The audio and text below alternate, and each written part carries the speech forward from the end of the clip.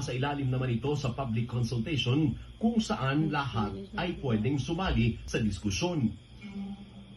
Samantala, pinaunahan ni Pangulong Bongbong Marcos ang switch-on ceremony ng Mindanao Visayas Interconnection Project na nagkakahalaga ng mahigit 51 billion pesos. Makatutulong ang interconnection sa pagbabahagi o sharing ng supply ng kuryente sakaling magkulang sa Luzon, Visayas o Mindanao. Alvin L. Chico, ABS-CBN News. Formal nang idineklarang International Shrine ng Antipolo Cathedral. Dumalong sa seremonya ang 80 obispo at ang kinatawan ng Santo Papa.